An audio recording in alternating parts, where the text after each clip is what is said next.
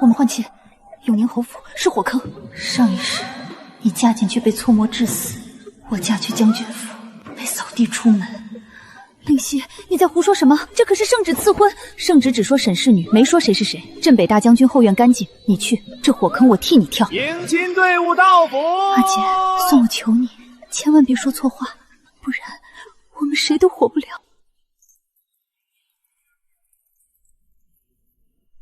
那劳什子的顾家表妹，我可不是娇滴滴的女良，有的是力气和手段，你就好好等着我吧。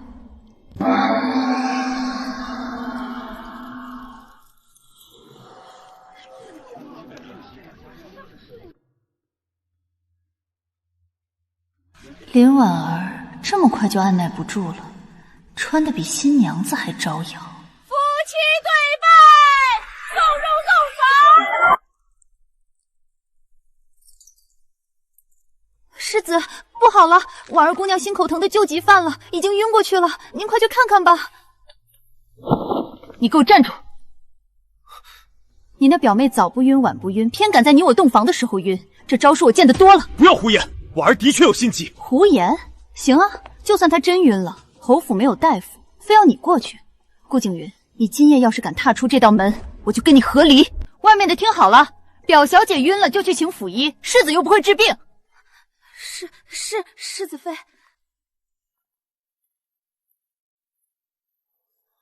想给姑奶奶下马威，门儿都没有。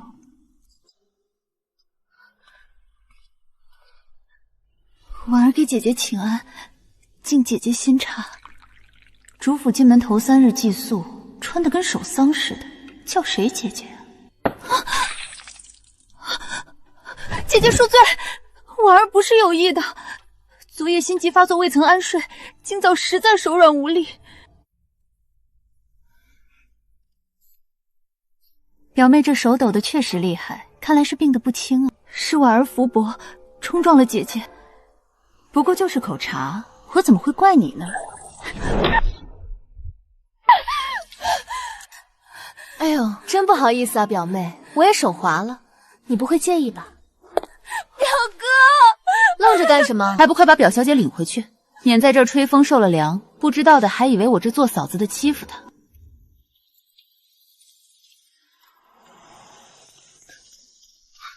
婉儿本就身娇体弱，这2日风寒缠身，连药都喝不进去，这都是你害的。你连看望她一下都不去吗？世子说的是我考虑不周，这便过去瞧瞧。装柔弱装了2、3日也不嫌腻，我倒要去看看她这病到底唱的是哪一出。表妹，表哥，你来了，怎么病成这样了？快好好躺着，你身子骨这么弱，往后可得少出来走动。府里的事情有表嫂呢，你只管安心养着。你表嫂说的对，婉儿这几日便好好休息吧。多谢嫂。听说了吗？新进门的世子妃连大字都不识一个。哎呦，那不是草包吗？难怪性子那么粗野。急什么？小姐，这定是表小姐传出去的，她想在春日诗会上让您难堪。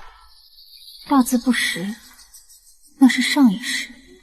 可跟将军吵架的那3年，我唯一静心的法子就是翻烂了他书房的兵书游记。既然他想玩，我就陪他玩个大的。意外断桥边，寂寞开无主。已是黄昏独自愁，更着风和雨。好诗玉清冷孤高，婉儿姑娘果然才思上京也寻不出几人能敌。早就听闻沈家姐姐是上京有名的才女，妹妹一直心向往之。可近来又听下人们嚼舌，说姐姐似乎并不会写字。姐姐这才女之名，该不会是误传吧？妹妹消息倒灵通，不过识字不多，总比某些偷别人诗来充诗面的人强些。表妹，你刚才那首咏梅真是你写的？表嫂，这是什么话？此诗自然是我所作，因莫要为了遮丑就血口喷人。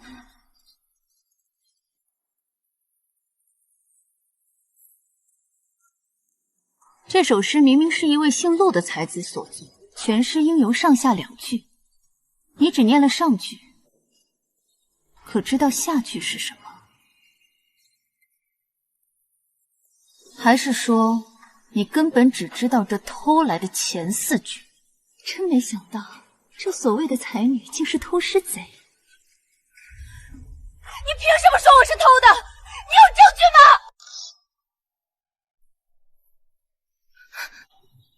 证据？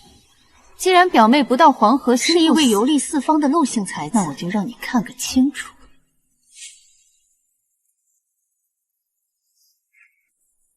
证据就在这儿。这首咏梅原作者是一位游历四方的陆姓才子，残页早已收录在古早诗册中。且看这上面的署名，却是陆字。这下半与世子妃刚才所诵一字不差。表妹，铁证如山，你还有什么可辩的？这不是真的，你陷害我！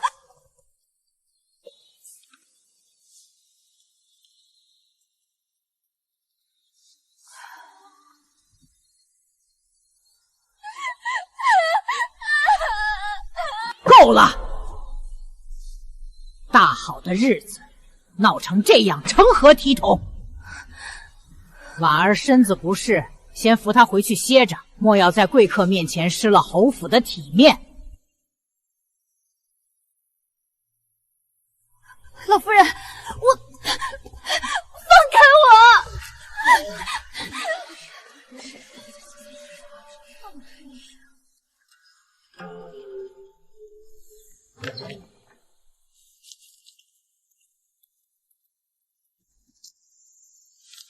前世阿姐总说嫁妆莫名其妙少了，还以为是下人偷窃，现在看来分明是有贼惦记。春杏，过来，去查这几样玉饰摆件什么时候没的，都有谁进过库房，都给我弄明白。是，奴婢这就去办。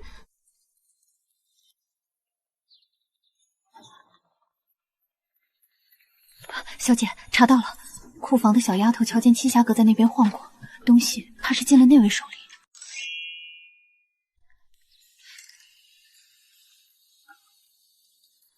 按兵不动，继续盯着。小姐，就这么算了？这点东西还不够让他伤筋动骨，我要等他贪个够，再一网打尽。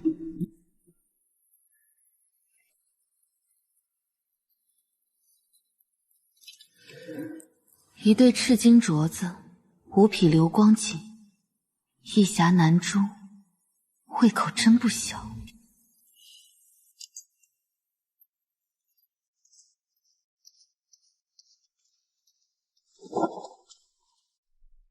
带上人，跟我去栖霞阁。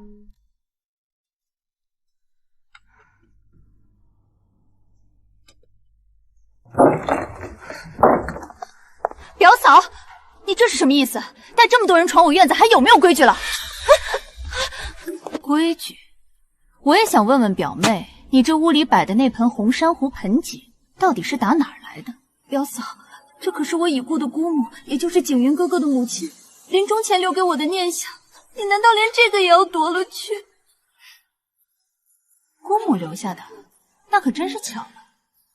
我这单子上也有一件一模一样的，是我沈家压箱底的嫁妆。你休要血口喷人，给我搜，仔细的搜。沈灵溪，你疯了！谁敢动我的东西？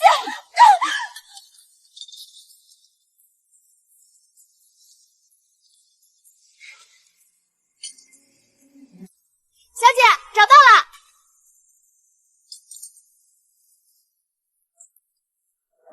人赃并获，表妹，这回你怎么说？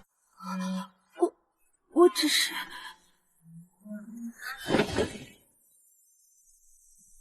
春杏，立刻去请老夫人过来。今日这事，非得有个交代不可。世子妃，使不得啊！这位表姑娘是仙夫人的心头肉，那是默认要给世子爷收房的。您若真把她当贼拿了，岂不是打了仙夫人的脸，也下了世子的面子？不怕，大不了我就跟世子和离。日后他这宠妾灭妻的名声传出去，丢的是他顾家的脸。这到底是怎么回事？表哥，表嫂大人闯进来，二话不说就翻我的屋子，硬说我偷东西。我好歹是官家女儿，何曾受过这般折辱？我还不如死了干净。婉儿，不要！急什么？让他撞！表哥，你怎么不拦着我？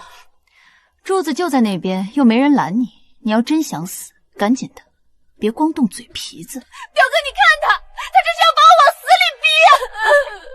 你为何如此咄咄逼人，非要闹到这般不可收场的地步吗？我咄咄逼人？顾景云，看清楚了，这是我的嫁妆，他手脚不干净，偷了我的东西，人赃并获就在这里。我没有偷，表哥，那是当初姑母在世时亲口说的，这侯府里的一切，将来都有我一份。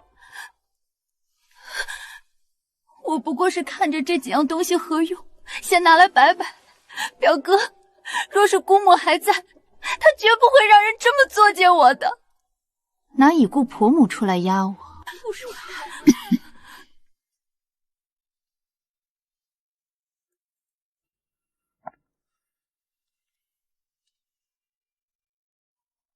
大老远就听见吵扰，成何体统？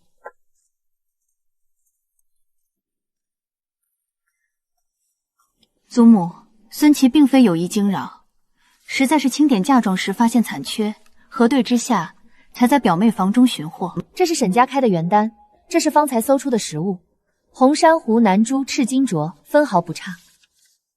去，把地上这些不属于表姑娘的东西都给我搬回世子妃的库房，一件不许少。老夫人，婉儿只是……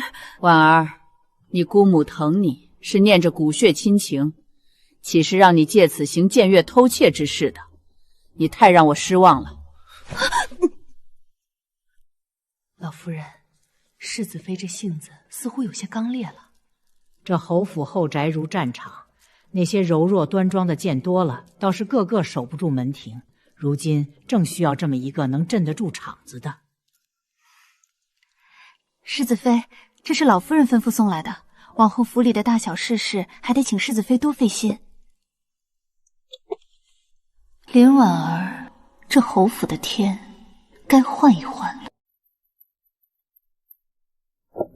开枝含混，旧账纠缠，这侯府的银子到底是进了宫中，还是进了硕鼠的口袋？小姐，这几处庄子亏空的厉害，尤其是西街那间胭脂铺。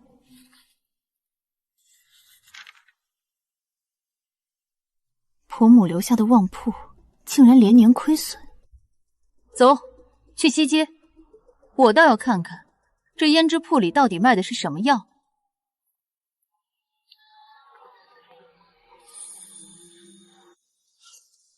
哟，这不是世子妃吗？哪阵风把您给吹来了？王掌柜，把近3年的底账拿出来，我要对账。世子妃，您瞧，这小店经营惨淡，账本也就烟杂了些，您多包涵。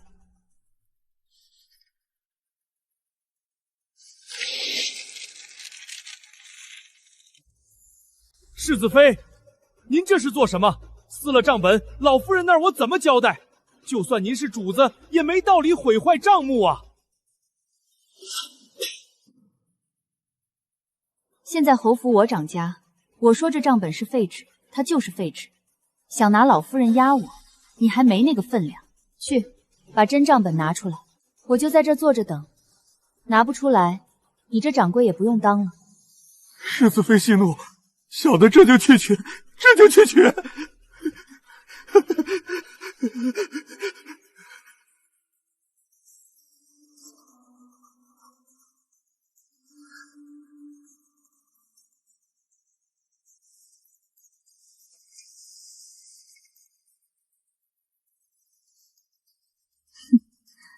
这才是能见人的东西。春兴，逐笔核对项目，3月采买虚高3成，5月利润抹平5000两。这一进一出，银子都口袋。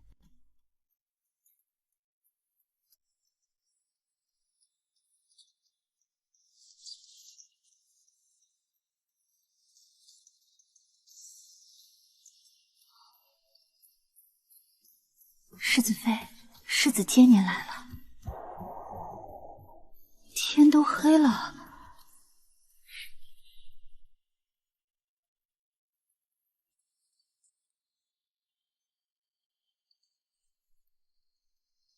走吧。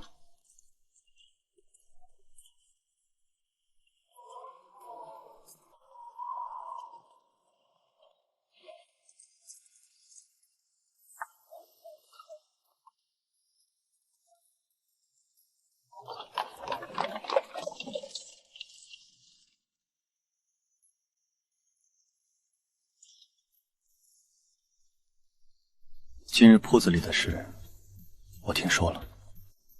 听说了什么？说我当众撕账本，还扇了掌柜大耳光。世子是觉得我泼辣刁蛮，不成体统？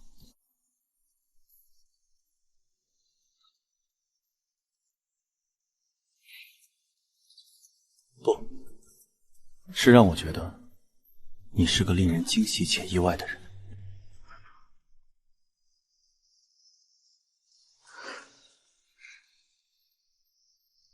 算你有眼光。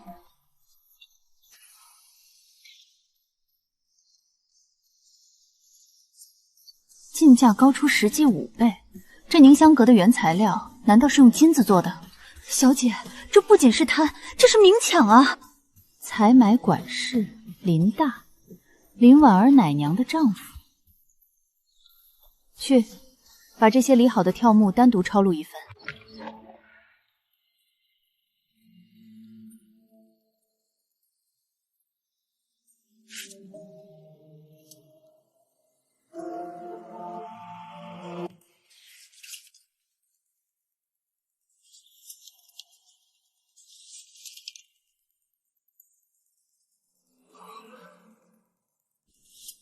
5倍，他们胆子竟这么大！凝香斋是婆母留下的产业，意义不同。此事牵扯林家旧仆，我不便越俎代庖，还请世子定夺。我明白了。世子饶命，奴才再也不敢了。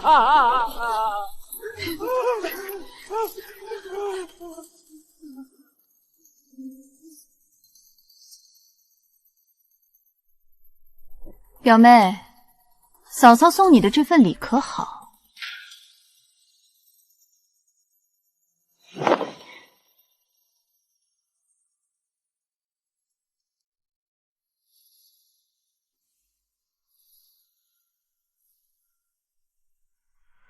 小姐，栖霞阁那边不安分了。奴婢昨个在角门附近看见表小姐房里的丫头偷偷给个面生的婆子递了个包袱，那神色贼眉鼠眼的，看来是奶娘被撵，她坐不住了，盯着他们，看看这回她又想玩什么新花样。小姐，查实了，那婆子找了个烂赌的穷书生，表小姐给了银子，让他仿写您的笔迹写情诗，还弄了件廉价首饰，说是信物。过几日就是世子的生辰宴，他这是想当众污蔑我私通，好让我翻不了身。春杏，过来，找人按我平日帕子的花样仿绣一张，不用太精致。后天把这帕子丢在花园小径，再给栖霞阁的人漏个信，就说我有个自幼相好的林家兄长，一直念念不忘。小姐这是何意啊？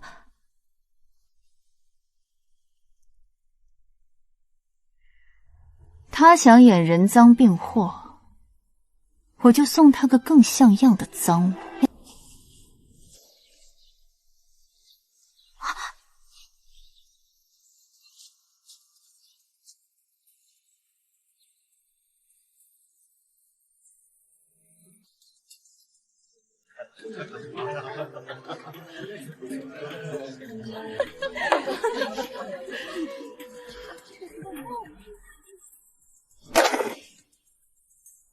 老夫人，婉儿今日宁肯冒着冲撞世子生辰的罪名，也要告发一桩丑事。世子妃沈氏被这世子与外男私通，秽乱后宅，证据就在此。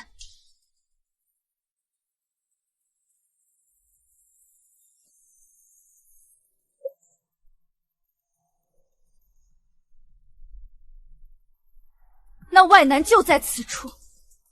他受不住良心谴责，亲自来向世子认罪了。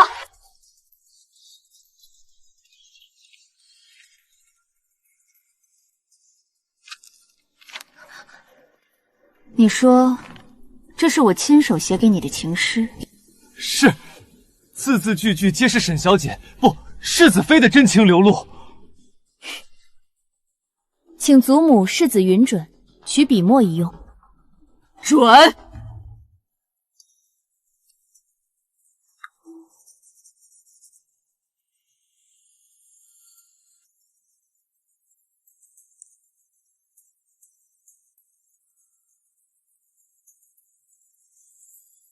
诸位都瞧见了，这才是我的字。还没完，我沈家好歹是京中名门，我用的帕子针脚绵密，绣工匀称，而你手里这块针线粗陋，花样走形，连侯府最低等的丫鬟都看不上。说，到底是谁指使你伪造这些，构陷于我？小人招，是李婉儿，是他让牙婆找到小人，许了重金让我伪造的。小人鬼迷心窍，求世子父饶命啊！诸位都听清了，也看明白了，今日之事纯属无稽构陷。沈氏是我的妻子，永宁侯府的世子妃，侮辱便是侮辱我顾景云，侮辱她，日后再有此事，无论是谁，一律赶出侯府，绝不姑息。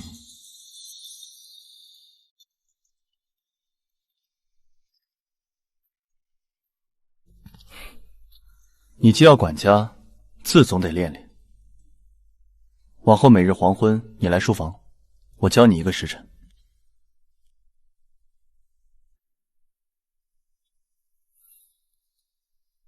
指尖用力，手腕放平。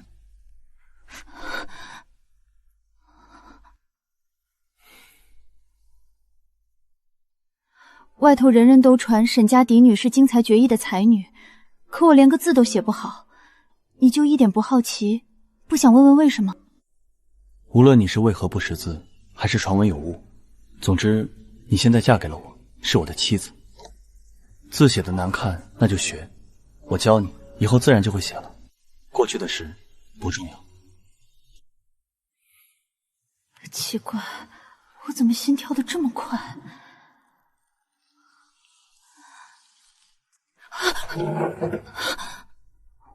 我今日有些困了，字也练得差不多了，明日再说吧。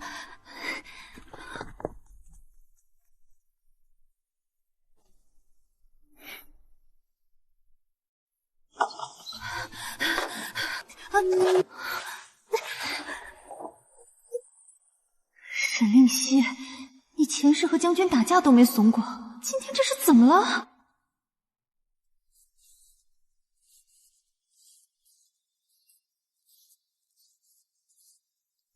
重活一世，竟才发现这嬷嬷练字也能让人如此惊心。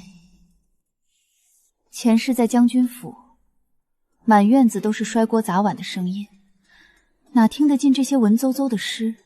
如今静下心来，倒真品出了几分沉甸甸的滋味。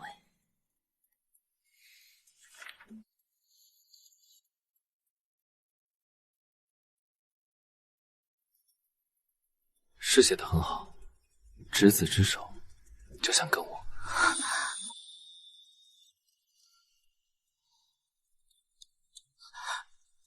小姐，有您的信，是羌北送来的。羌北，快拿进来！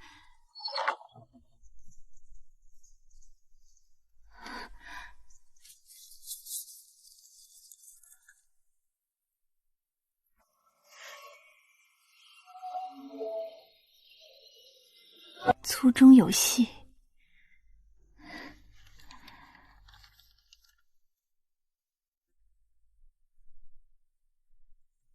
姐姐，这辈子你总算没嫁错人。世子今日怎么研究起地势风物了？京城水土复杂，多了解些。我记得前世刚嫁到羌北没多久，京城便传来了旱灾的事。京城那边似乎连着半年都没怎么下雨了，恐怕要有旱灾。京城的事，你怎么知道？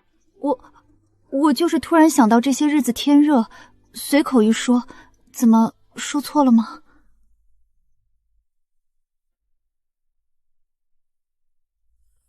没，练字吧。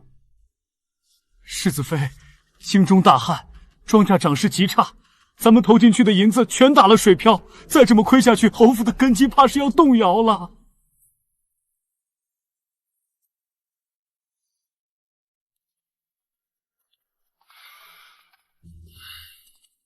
永宁侯府在江南，怎么会因京城的大旱而亏空到动摇根基？这账里一定藏着更大的猫腻。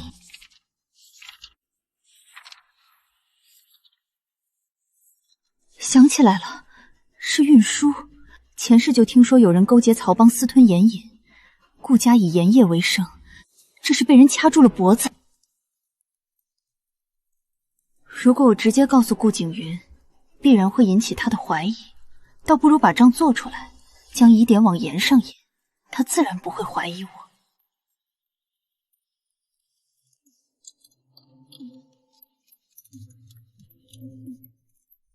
宣德6年的亏空，曹帮的传期，市面上盐价的浮动，还有这几个接手的官名。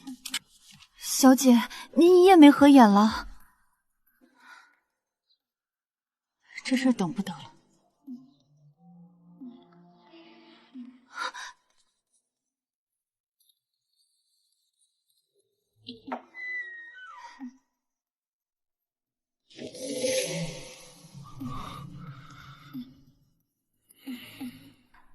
世子，这账我算出眉目了。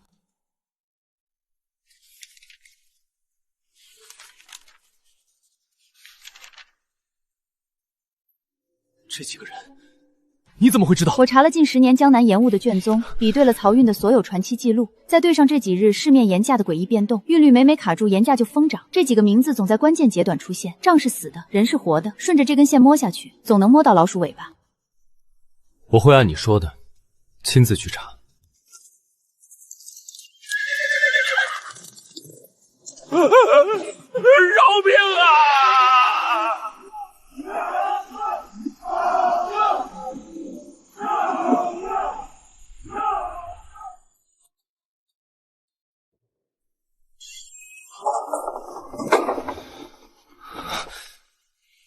世子，事办得不顺。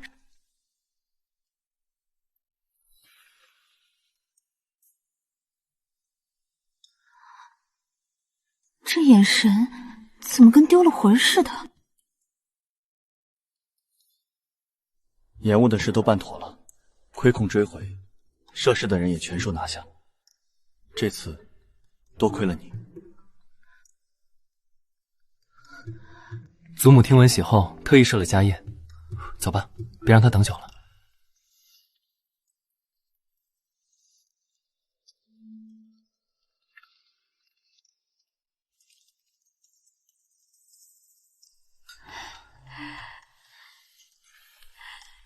景云能娶到你，真是我们永宁侯府天大的福气。老夫人，这事谬赞了，令熙愧不敢当。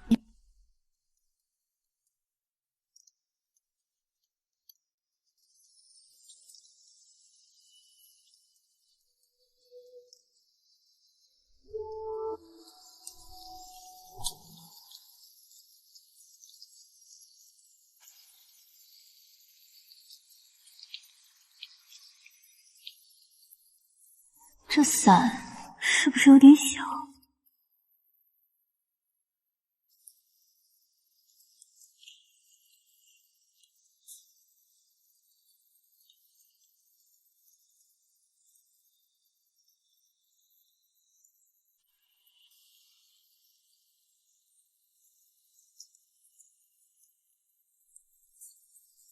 在看什么？看残荷听雨声，也别有一番味道。你当初为什么愿意嫁给我？总不能说我是看够了你跟嫡姐上辈子互相折磨，这辈子特意来换个火坑跳吧？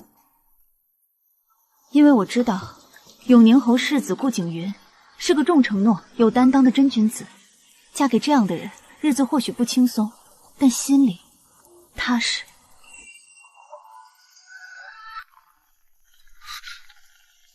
这回多亏你为侯府渡过难关，多谢。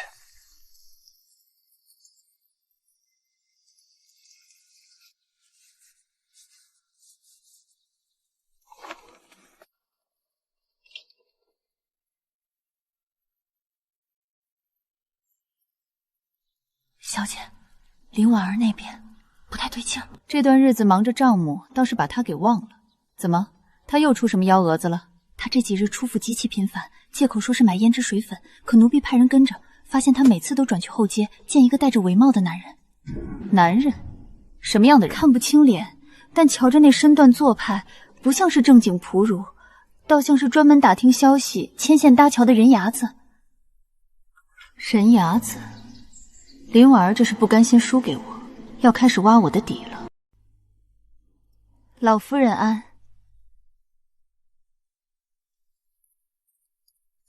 老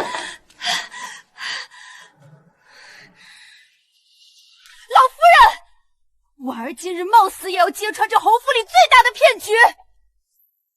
她根本不是沈家嫡女，她是冒牌货，她是沈家的庶女。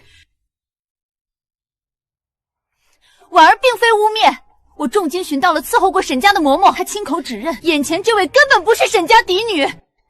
这上面有王嬷嬷的画押口供，详细记录了当日如何李代投窗，还有沈家姐妹的往来密信，证据确凿。真正的沈家嫡女嫁给了本来她要嫁的镇北大将军。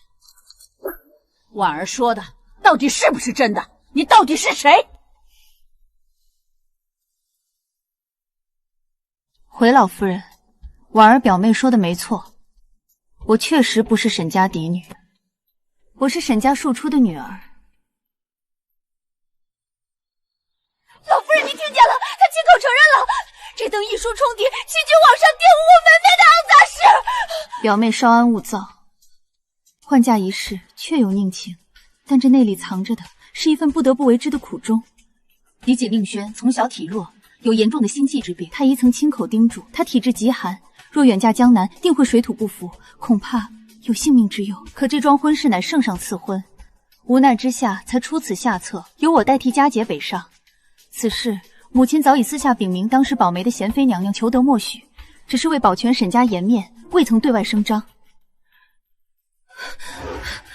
你胡说！分明是你贪图侯府富贵，撺掇你姐换嫁。什么太医，什么贤妃，全是你编的鬼话！老夫人，我有人证。人证？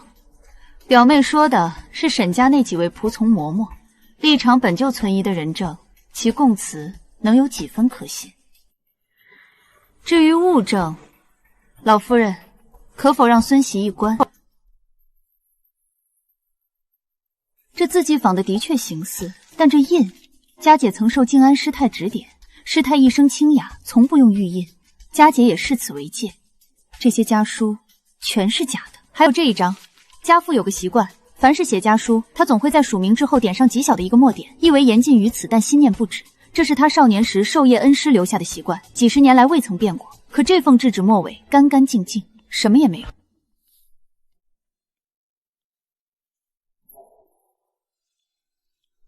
婉儿，你还有什么好交代的？老夫人，就算证据有瑕疵，可沈令熙换嫁是事实，这是欺君。一旦查实，我们沈家全家都要掉脑袋，这不是几句狡辩就能……够了！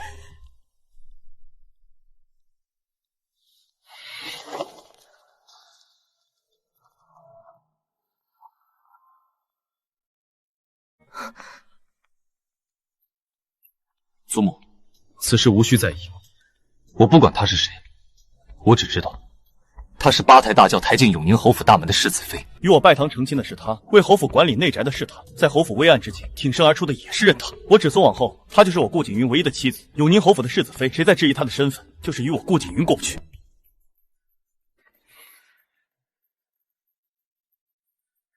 祖母，今日让您受惊了，此事到此为止吧。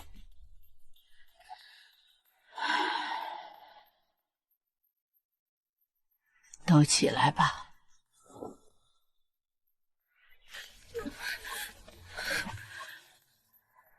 婉儿，你今日揭发此事，可曾想过后果？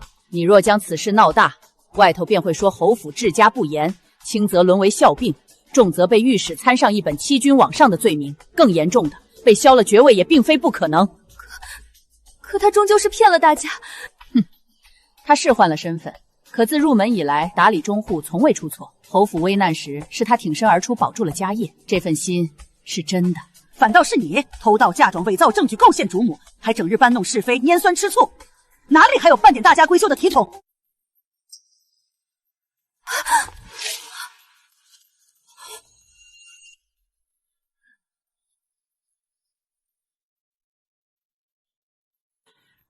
换嫁一事到此为止。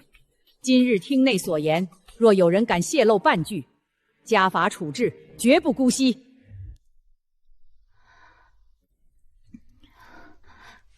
就这么接过了。老夫人虽松了口，可顾景云心里到底怎么想？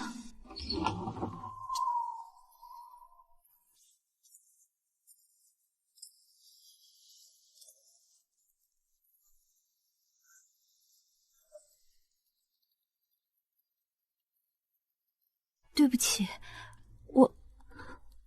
我不是有意瞒你这么久。我早就知道了。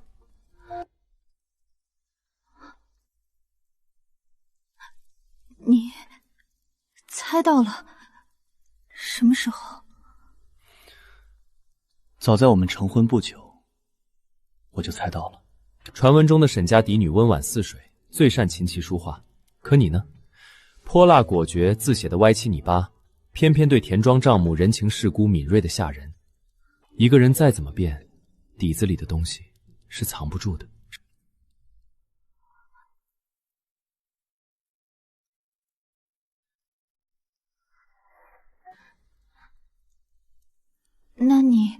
那你怎么从不问，还一直不帮我隐瞒？因为不重要，重要的是，八抬大轿抬进我顾家大门的是你，为侯府忧心奔走的是你。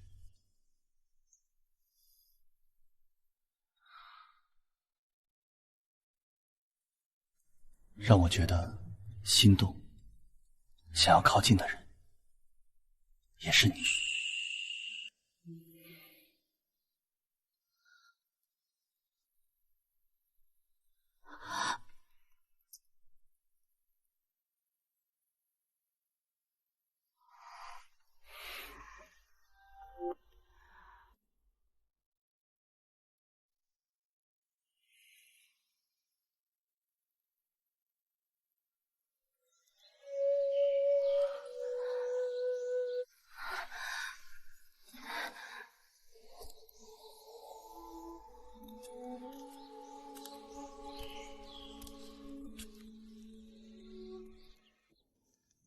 我去衙门处理公务，午时归家陪你用膳。令，你的字还需多练。夫，景云。小姐，栖霞阁那个洒澡丫头平儿，最近老往咱们院墙根晃悠，跟咱们院里的小桃递过2回东西，瞧着像香囊又像帕子。林婉儿被关了1个月，还没死心，闭门思过还不消停，看来她是嫌日子太闲了。姑娘，小桃今日去了外院，和一个来路不明的人说了好一会儿话。小桃，那个负责茶水间的新丫鬟，平日瞧着倒是个麻利的，没想到是个胃不熟的。盯紧些，看看她到底要做什么。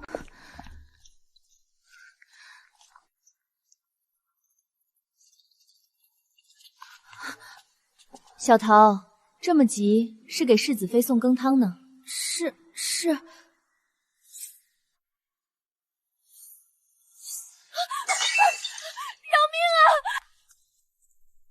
这是做什么？大呼小叫的，成何体统？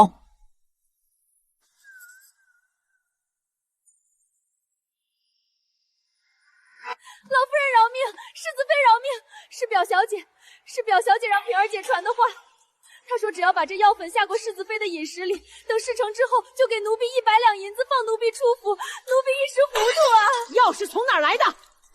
平儿姐说，是托人从西市黑街弄来的，叫什么阎王笑。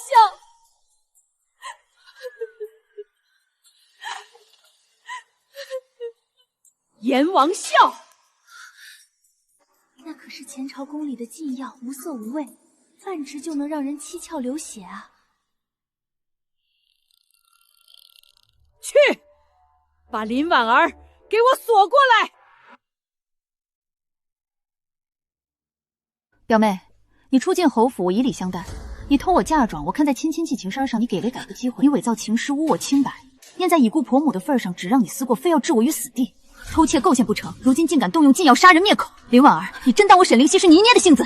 祖母，林婉儿下毒谋害主母，证据确凿，此等蛇蝎心肠之人，永宁侯府断不能再容。表哥，婉儿也不想的，是婉儿太爱你了，婉儿只是怕失去你啊！原谅婉儿这一次。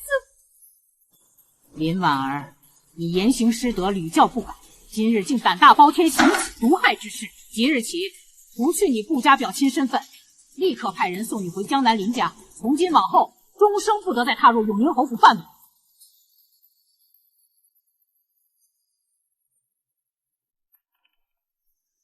这东郊庄子的章程，我觉得来年得改改。按你的想法办，我信你。该陪你回趟沈家了。你出嫁后，还未正式归宁。好。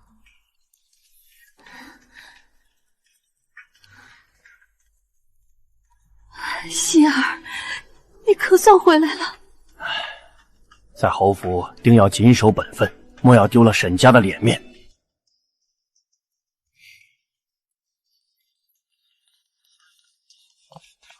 老爷，老爷，大喜！镇北将军带着大小姐回门了。阿姐回来了，姐姐，阿姐，这辈子你一定要比我过得好。希儿，瞧你这气色，我这颗心才算彻底放下了。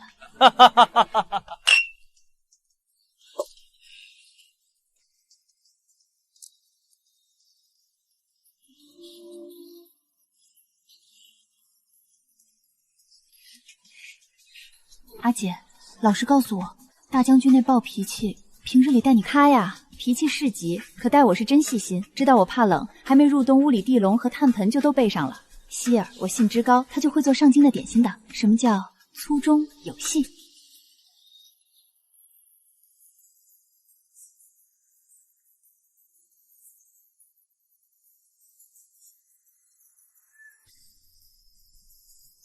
希儿。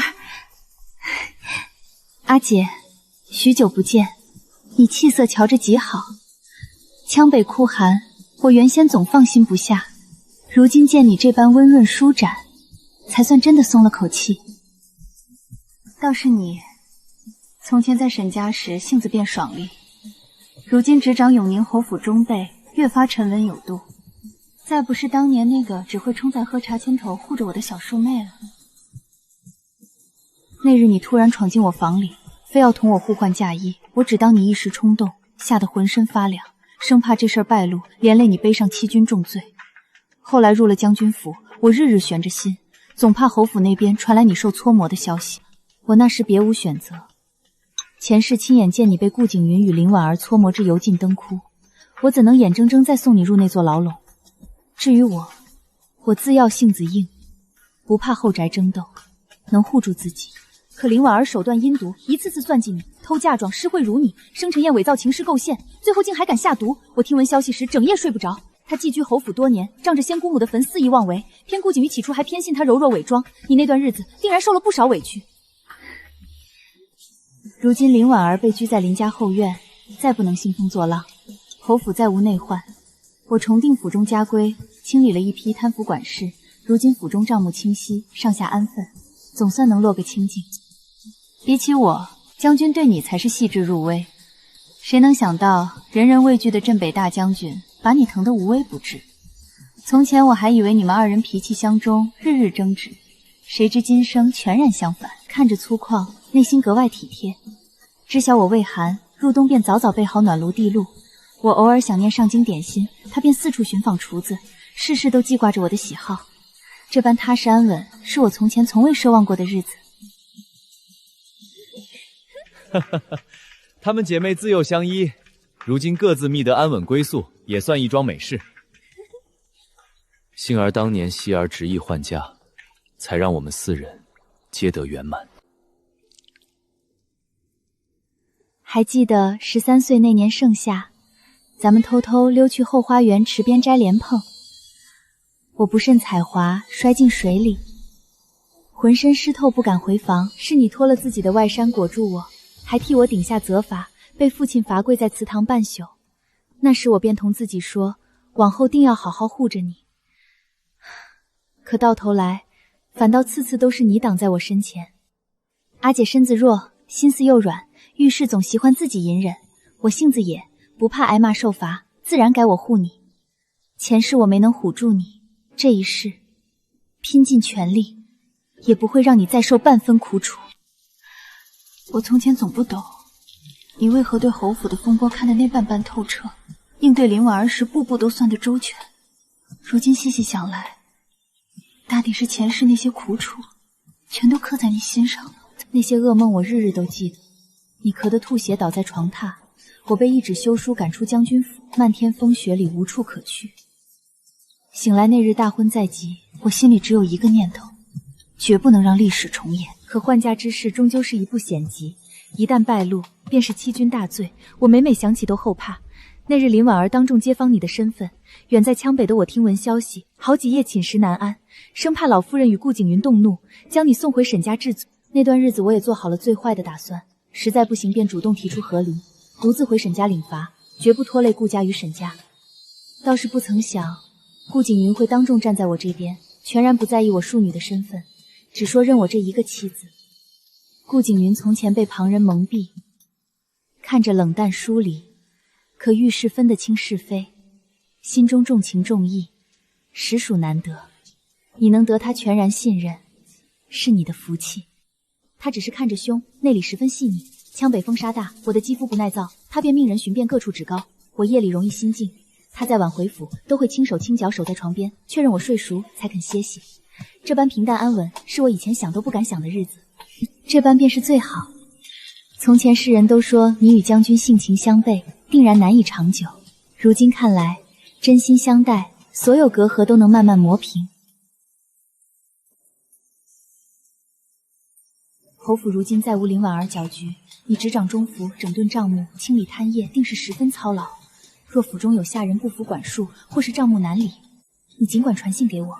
将军军中识得不少精于算账的幕僚，我可以借来帮你梳理，不必费心。如今府中风气早已整顿妥当，管事下人各司其职，再无人敢徇私舞弊。顾景云也事事与我商议，不必我独自扛下所有难处。倒是羌北边境繁杂，你随将军在外，若是受了委屈，千万不要独自隐忍，即刻传信上京，我定第一时间赶来见你。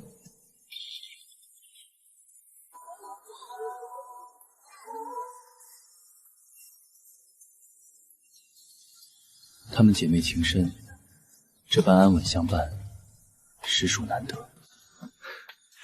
多亏当年令熙执意换嫁，才让我们2队人都避开了前世的苦果。往后我定会护好轩儿，也劳你多照看令熙。分内之事，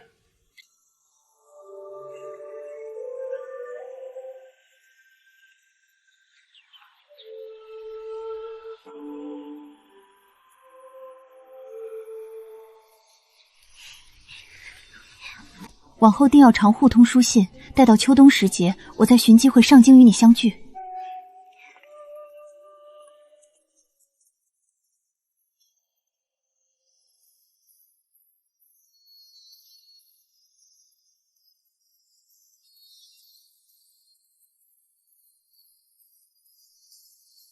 方才同轩儿聊了许久，看你神色，自是心事重重。只是想起从前的种种，恍然如梦。当初执意换嫁，只一心想救阿姐，从未敢奢望自己能落得这般安稳。我吃过前世的苦，不敢轻易信任。新婚那晚，你听闻林婉儿心口疼，转身就要走，那时我便以为你同前世一般，心里偏着表妹，我只能靠自己立住脚跟。起初我的确受林婉儿多年蒙蔽，看不清她表里不一。可自你厉声拦我洞房那日起，我便觉你与传闻里的沈家女子全然不同。旁人遇委屈只会隐忍落泪，唯独你敢直言合理，一身锋芒，反倒让我移不开目光。后来春日诗会，你当众拆穿她偷师作假，清点嫁妆，你人赃并获，不卑不亢；胭脂铺清查账目，你行事果决，半点不怯权贵。一桩桩事看下来，我早已察觉，你绝非寻常深闺女子，心中藏着眼界与手段。那你何时开始怀疑我并非沈令轩？教你献字那日，传闻里的沈令轩精通笔墨，落笔温婉，可你握笔生硬，字迹歪斜，偏偏算计账目，梳理漕运线索时思路清晰通透，这般反差，我心中便有了猜想。只是我不愿戳破。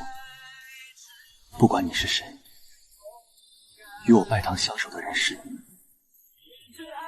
我心悦的也是你。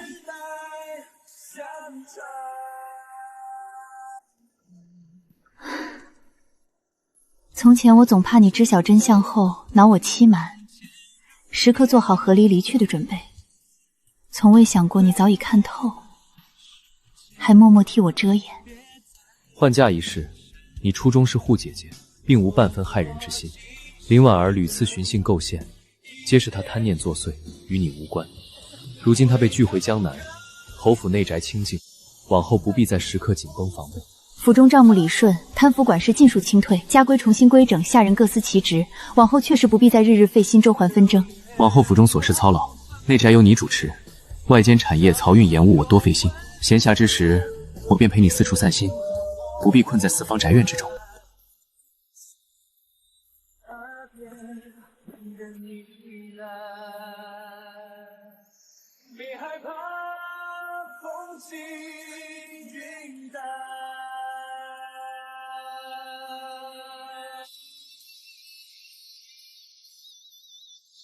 等回京之后，我打算把侯府后院闲置的小园收拾出来，种满荷花，不必远赴江南，在家也能赏这般景致。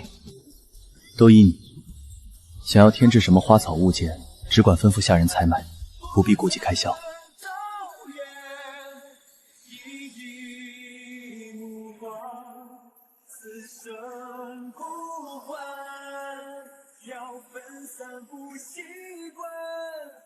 怎么算都太难，分开之后更勇敢，越着爱时代相残。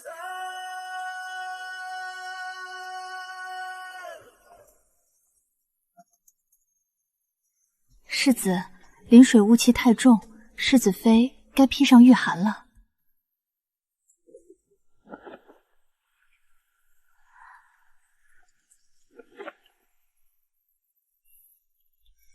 水气禁锢，我们不宜在此久留，该回落脚别院了。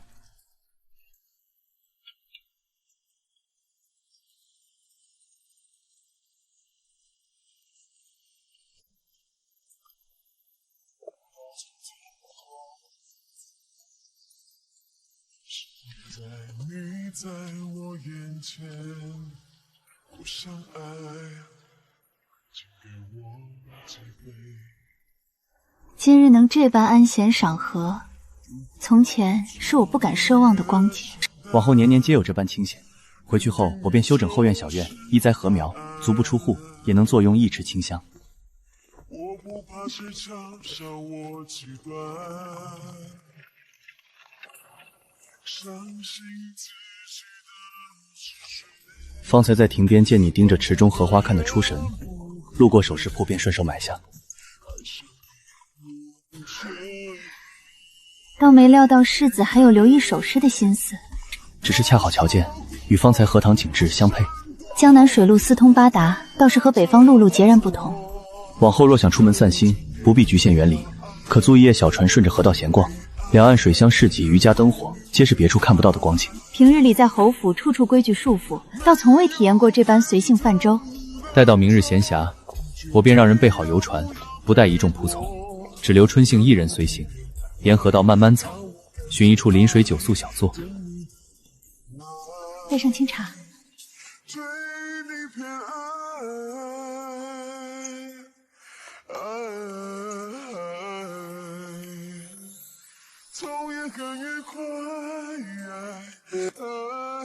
这簪子雕工细腻，难得一见。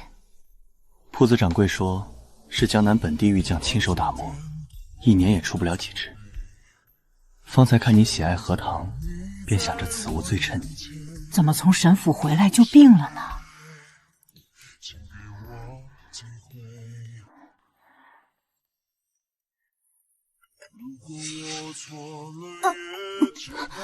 快端走，这味儿！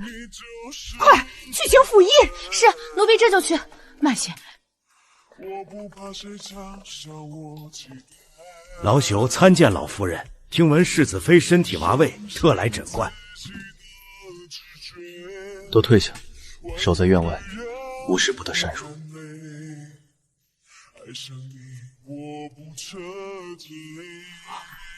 恭喜老夫人，贺喜世子，世子妃有喜了。阿弥陀佛，不必担心。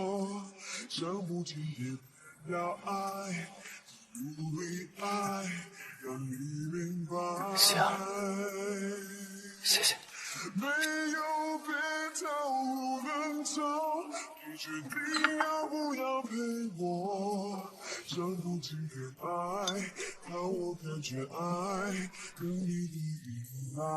出什么事了？江南那边送来了信，林婉儿疯了。她被送回林家后不安分，几次偷跑，最后一次失足跌进了家庙后的寒潭，救上来烧了3天3夜，醒后便神志不清，时而咳喊。林家已将她锁在后院，此生不得出。喜儿，你心里难受？不是难受，只是觉得他这一生本不必如此。若他肯安分，老夫人定会为他寻一门好亲事。可他偏要盯着不属于自己的东西，反而把自己活生生毁了。执念太深，终是害人害己。喜儿，这一生能娶你为妻，是我顾景云最大的幸运。等开春雪化，我便让人把西院收拾出来，栽上你喜欢的海棠与玉兰。等孩子出世，咱们带着他一同赏花游湖，再也不必沾染半分是非。前几日我让春杏去城外静安寺求了2枚平安符，一枚给你，一枚留着给孩子，只求往后岁岁平安，无灾无难。会的，前尘旧事都已了结，往后咱们的日子只剩安稳。世子妃，老夫人院里送了新制的安胎药囊过来，老夫人禀赋世子妃安心静养，年节一应琐事都不必费心打理。祖母如今最挂心的就是你和腹中孩子，连府里年宴的章程都改了，说一切从简，免得你劳神伤气。老夫人这般体恤，是我的福气。只顾着说旁的，你站在风口半天，仔细动着身子。我已吩咐厨房熬了姜汤，喝了暖暖平胃。慢些喝，蜜枣解了姜辣，不会呛口。前几日我翻府里的古籍，瞧见几个寓意和顺的字，想着等孩子出世，咱们再慢慢挑名字。都依你，若是女儿，便取个温婉雅致的名字，教她读书习字，便教她骑马射箭，往后护着你和家人。炭火刚添上，再过片刻屋子便更暖了。太医说你体质偏寒，冬日里万不能沾凉。等过几日，我让人去库房取些上好的银骨炭，悉数送到你院里来。哪里就这般娇贵了？往年冬日也都过来了。往后只会越来越好。前世修书的冰冷，将军府的争吵，两世辗转的皇会，都随风去了。我也一样。